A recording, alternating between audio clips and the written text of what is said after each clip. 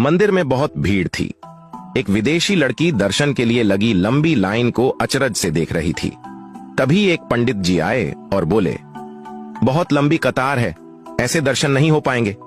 501 रुपए में वीआईपी पास ले लो, जल्दी दर्शन करवा दूंगा।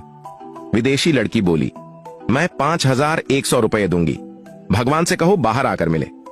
पंडित जी बोले, मजाक करती हो, भगवान भी कभी मंदिर से बाहर आते हैं क्या?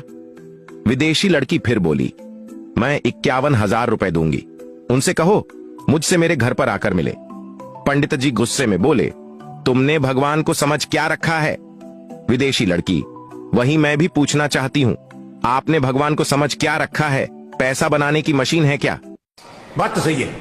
अच्छा लगे तो शेयर कीजिए और फॉलो करें। अगर किसी अंधे आदमी को दिखने लग जाए तो सबसे पहले वह अपनी उस छड़ी को फेंकता है जिसने उसका हमेशा साथ दिया था। इसलिए आज अगर तुम किसी का साथ दे रहे हो तो बहुत सोच समझ के देना, क्या पता तुम्हारा हाल भी वही हो। आप अपने बेटे से बोला, आज तेरी मम्मी इतनी चुप चुप क्यों बैठी है? बेटा, मेरी गलती से। पापा, नालायक, ऐसा क्या किया तूने? बेटा, मम्मी ने लिपस्टिक मांगी थी, मैंने गलती से फेविक्विक दे दिया। पापा, झुक झुक जियो मेरे लाल, भगवान ऐसा बेटा सबको दे।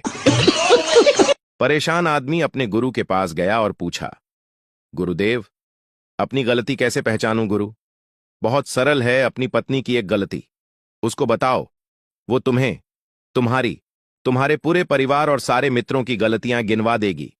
यदि और ज्यादा जानना हो तो उसके मायके वालों की एक गलती बता देना, तुम्हारे पुरखों तक की गलतियां याद दिला देगी।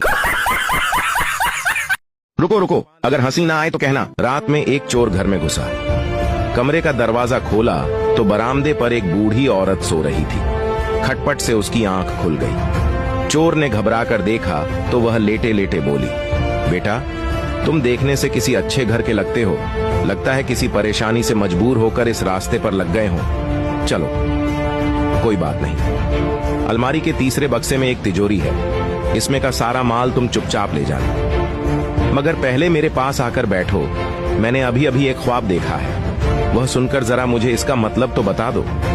चोर उस बूढ़ी औरत की रहमदिली से बड़ा अभिभूत हुआ और चुपचाप उसके पास जाकर बैठ गया। बुढ़िया ने अपना सपना सुनाना शुरू किया, बेटा, मैंने देखा कि मैं एक रेगिस्तान में खो गई हूँ। ऐसे में एक चील मेरे पास आई और उसने 3 बार जोर जोर से बोला, पंकज, पंकज, पंकज। बस फिर ख्वाब खत्म हो गया और मेरी आंख खुल गई। जरा बताओ तो इसका क्या मतलब हुई? चोर सोच में पड़ गया। इतने में बराबर वाले कमरे से बुढ़िया का नौजवान बेटा पंकज अपना नाम जोर जोर से सुनकर उठ गया और अंदर आकर चोर की जमकर धुनाई कर दी। बुढ़िया बोली,